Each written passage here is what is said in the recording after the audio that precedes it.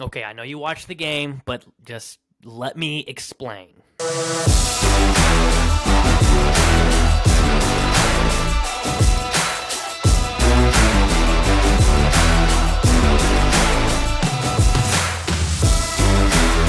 What's going on, everybody? It's Podcast 1558, wanting to break down the Week 3 matchup between the Kansas City Chiefs and the Los Angeles Chargers. All right, guys, if you didn't see, I'm sure you did. The Chiefs come out with their second consecutive loss of the 2021 season, 30-24 at home. Division opponent, the Los Angeles Chargers, came in and, in so many words, really just kicked the shit out of us. You may not look at it that way, but I'm going to talk about this. When this game started, I think most people will agree with me that the defense, what we've been harping on for a week, 2 weeks, is that the defense is at fault here, or is it blame, or just that, that they are the issue on this team. This game started, and the defense came out with most of the momentum. Arrowhead was cooking. The defense looked fine. And if you ever talk about the Chiefs, if you and a friend or someone at work have been talking about the Chiefs in the past 3 years, don't pretend that you haven't heard or said yourself, all we need from this defense is a couple of stops. That would be the difference between what we had with Bob Sutton and what we want. We just need a middle of the road and a couple of stops, because this offense will get it done. And defense came out and delivered immediately. Immediately delivers. And at first, it kind of seems like this offense is going to cook. And it just can't get out of its own way. The offense at first was cooking. We fall behind 14-0. This team can't stop turning the ball over. And things really went to shit. I know we get the lead back, and we can find some positives in that game, but at the end of the day, we should have won this game, and turnovers are just so upsetting. Turnovers and penalties. Now, granted, we could probably debate some of these penalties, especially late in the game, if they were a little much or not, but I think this L has to solely rest on the shoulders of the offensive players and the coaching staff. I'll start with the offense. Statistically, things don't look that bad in the box score. Patrick Mahomes, 27-44, 260, 3 touchdowns, 2 picks, one of which a lot of us have run to try to defend him on. That the Marcus Kemp no-looker he throws. I know he isn't looking, but I hope you understand who that ball's going to. Because I think if he did, he'd realize, oh shit, this guy has no business being on the field. Marcus Kemp should not have been on the field. And the ball's a little bit behind him. It hits him in the hands. He doesn't catch it. Tip ball. Great interception. On the end of the Chargers there. But what the hell is Marcus Kemp? Was anyone else, were you asking yourself, what the hell is Marcus Kemp doing on the field? Tyreek Hill, McCole Hardman, Demarcus Robinson, Byron Pringle. Were all of those guys on the field and covered, or were they busy? What was going on? Why is Marcus Kemp in here? And now we want to get mad at Marcus Kemp for not catching it. How many reps do you think Marcus Kemp's gotten with the first team and is catching no-lookers from Patrick Mahomes? 0. 0 is the answer there. And that is really what irritates me the most. He It's such a big moment. I don't want Patrick Mahomes not doing those things. Even in this instance, it shouldn't have happened. But at least it didn't seem like it absolutely needed to happen. You've looked off this defense long enough. Kemp is running open. He needs to be led on this one. And he probably still drops the damn thing because he shouldn't be out there anyways. But whatever. I won't go down too far on that issue. I would imagine some of you were just as upset as I was that he was even on the field in such a big game moment where, just too much for Marcus Kemp to be out there. Now let's talk about this offensive line. Like I said, statistically, things don't look bad. Clyde Edwards, 17 touches, 100 yards on the dot. Average 5, almost 6 yards a pop. Got one receiving touchdown. He had 2 grabs for 9 yards. We're still been kind of lied to about all of that. That his superpower he was going to bring to this offense was in the receiving game. But I get it. The way this game went, we needed to run the ball. And we will get there. But like I said, statistically, things don't look that bad. Kels goes for 7 grabs and 104. Tyreek, 5 for 56. Hardman, 3 for 33 and a touchdown.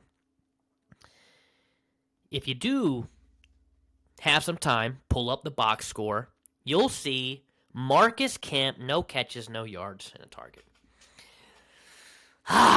It just drives me nuts, and I got to stay off of it. Like I said, statistically, box score, things look well.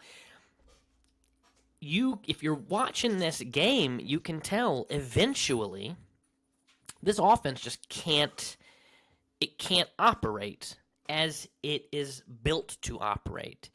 And earlier in the season, we've talked about, look, teams have learned how to fight with this offense. It's send 4 rushers, send 4 pass rushers, and drop those other 7 bodies into coverage. And we said that not every team is going to be good enough to do that. Well, the Chargers were another team that was good enough to do it. And the Chiefs eventually, they make a conscious decision to try to run the ball as much as possible because the Chargers are giving it to us. 100 yards on the ground, 17 touches. I mean, he lost some yards in there. He put the ball on the ground again. Clyde Edwards, hilarious that is. It's not like the run game was as pretty as 17 rushes for 100 yards sounds, because it wasn't. If teams are giving this to us, we should be able to do more. I'd love to see Jerick McKinnon more involved. Give him a shot, especially after Clyde puts the ball on the ground. I'm all for keeping a dude's confidence around, but Jesus. I mean, it's 2 weeks straight, and let's give you a breather for a second. Clyde's right back out there with the ball. But whatever the case, this offense is the reason we lost that game. You turn the ball over 4 times. Tyreek Hill, I don't care how slick of a punch-out this was. It is the thing that we're working on right now, is not putting the ball on the carpet and not turning it over. And our heads have just got to be more in it when when we got the ball in our hands. Whatever. I won't keep going. I won't bury Tyreek. Another game, Tyreek Hill really just not in it. He did not look healthy to me. He's clearly not 100%. You could tell he's dealing with something, but he's a tough dude. He's not going to end up on any injury report or anything like that, anything major. He's not going to miss time for whatever he's going through, but you could tell he was hobbled in this game, amongst other injuries that we were dealing with. No Charvarius Ward, no Frank Millionaire Man, Lil Frank Uzi Clark. He wasn't there. And then obviously no Willie Gay again, as we're waiting to get him back. I don't think he's going to be this savior on defense. And I did think, again, Nick Bolton laid the wood a couple of times. in that game, especially on Roundtree, their running back from Missouri. Lit him up and smacks Mike Williams once. But, that's some of the bright spots from this defense. And other than that, I mean, they just came up with more than enough stops. When you've turned the ball over 4 times, and we'll call it 3, well, when you've turned the ball over 3 times and can get the lead back, the problem does not rest on your defense. We were winning this game.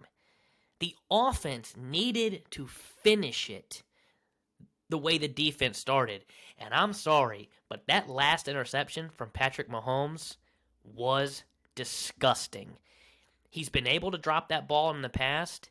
I didn't think it needed to come out of his hand right then. He's scrambling around. He ends up adjusting to give himself some time and then just rainbows one into the middle of nowhere. He misses Travis by damn near 5 yards on that ball. Not a good game for anyone overall. Give credit to the Chargers. They took the ball when we gave it to them. I mean, they tried to give us as many opportunities to win this game, and we just wouldn't take it. I just not that impressed by the Chargers. Justin Herbert, 26 of 38, 281, 4 touchdowns, no picks. If you want to get on the defense about anything, it's we're not able to take the ball back. But it's really hard to win the turnover battle when you turn the ball over 3 consecutive drives is what this offense did. I know I'm all over the place and I'm going back and forth, but God, this team just made it impossible for itself. And then we want to put the defense in these positions late in the game and hope that they can hold on. Let's talk about, while we're on the defense, something that does have me worried. No one, it seems, in the front office or this coaching staff cares that Frank Clark needs to be inside. It seems like we just want to play him outside. Not the way they spun that to us this offseason either. We just paid this man deserving money for what he's done from the defensive tackle position. And here we are playing D-end. And it's just, I don't know. It just sucks. You can see guys like Mike Dana get back there, get pressure, do some things. It would be so much easier for people like Mike Dana and Alex Okafor and Frank Clark if Chris Jones is pushing from the inside. We can't. Oh, what's Jarran Reed doing? Who gives a shit? We never said Jarran Reed was half the defensive tackle Chris Jones is. If he was, Seattle wouldn't have let him walk. The thing is, he would have been very good next to Chris Jones and vice versa. And we're just not doing it. That's crazy. But the thing that I'm worried about this defense right now is they get into some 3rd and let's call it 6 and under. Even if they're holding them to no yards on that, offenses are not concerned about 4th down. I think we're going to see a lot of 4th down attempts until we can prove that we can stop them. I think teams are going to go for 4th whenever the hell they want to, assuming they're not, deep in their own territory. And why wouldn't you? What people have always said is you can't take field goals if you want to beat the Chiefs. You got to take risk on that. It's not even a risk to go for it on 4th down against this defense right now, against these guys, this cat factory. We are struggling to stop those short down situations, long down and distance situations. So when the defense comes out as hot as it did, the offense has to respond. Especially, the defense is hearing it all week long, and then they come out and deliver, and the offense shits the bed. I know the season's not, the season's not nearly over or anything like that yet, but going 1-3 is unheard of that you could make the playoffs. I'm not saying this team couldn't do it. There is the extra game and all of that. There is the extra seed. But I just, I don't know. We need a win next week if we want to get back on track and keep this thing going. Because then we got a tough one after Philly as well. And Philly looked like shit the other night, but I'm not convinced that they're as bad as they looked. Division games are crazy. We'll see. We got to go to their house. We'll see what happens. The last thing I want to touch on this offense that I noticed, that I think is a coaching problem. Eventually, as you're watching this game, especially late in the game, in the second half, I'm not sure what took them so long. Or maybe Lucas Niang just is gassed, but he's going one-on-one with Joey Bosa and getting beat every damn snap eventually. And I know that this guy is coming along, and we're hoping he is worth a damn. But I think if you see your friend just getting their ass beat, at some point you step in and help. Just do something. Where the hell is Mike Rimmers? I know how bad he was at left tackle. We couldn't have brought him in to play right where we know he's not that much of a liability and just see what happens. I've had people come back to us on Twitter. That's at 1558, at podcast 1558 on Twitter, that it's Joey Bosa, it's going to happen. Okay. Doesn't mean you just don't try to fix the problem. Patrick Mahomes' well-being is far more important than the progress that Lucas Niang makes. Because at the end of the day, if Pat's here, if Pat's not here, I don't really give a shit who's playing right tackle. We got far bigger problems if Patrick Mahomes is not here. And again, he is just picking himself up off the ground all day.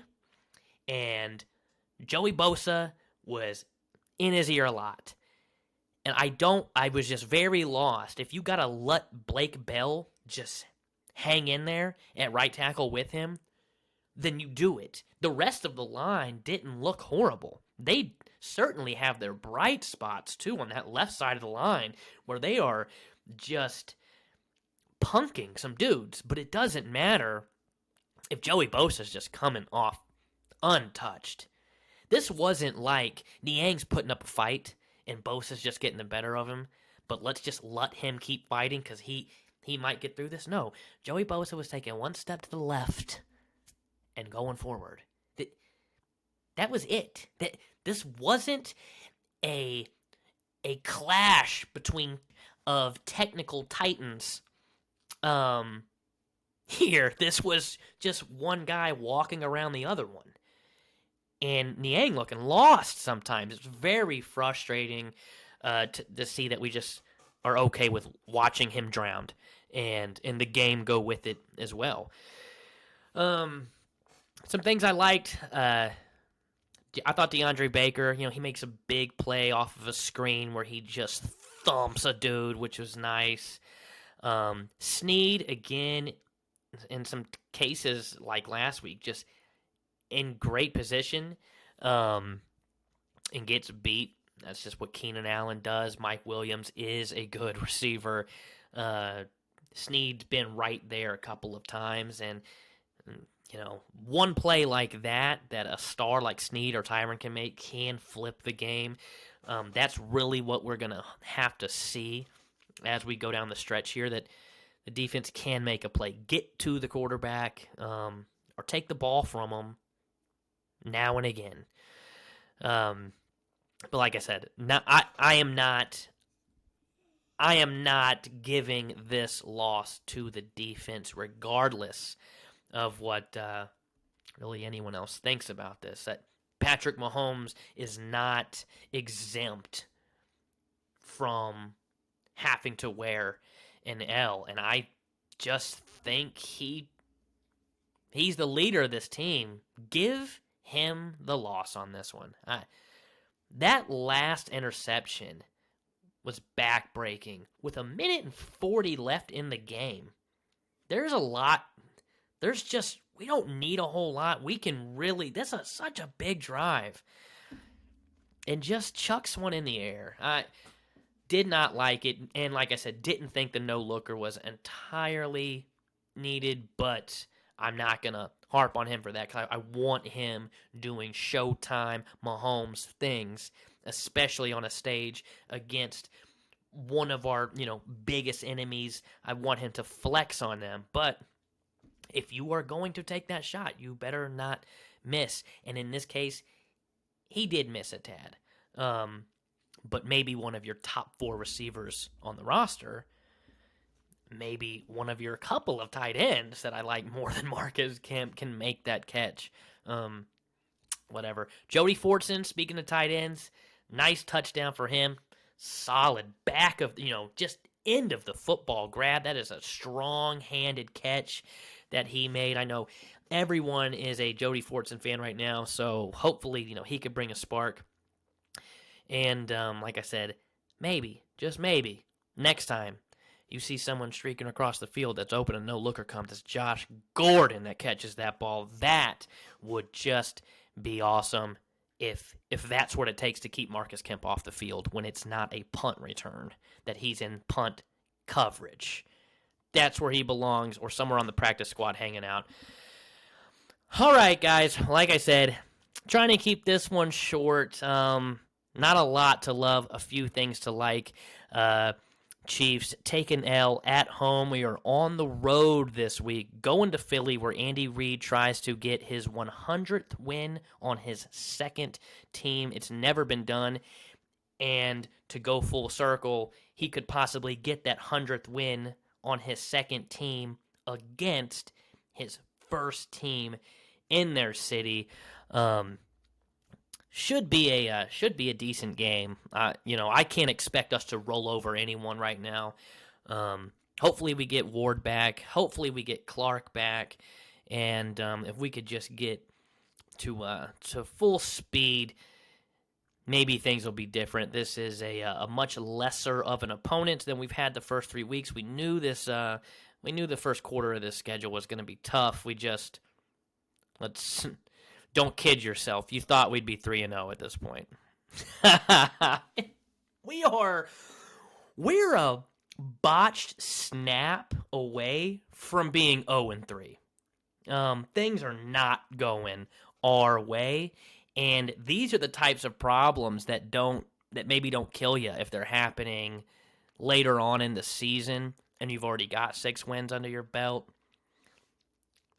But with one win, barely one win right now, it just doesn't feel good. Hopefully Josh Gordon can bring us a little juice. Guys, let me know what you think. Make sure to follow us at Podcast 1558. That's Twitter, it's Facebook, it's YouTube, it's wherever. I love talking shit on YouTube, so come in there and, I love talking shit on Twitter, so come in there and get after it with me. This is it. I'm Billy Trulove for Matt Bird and Justin Herrera. It's Podcast 1558. We will see you next week, and go Chiefs.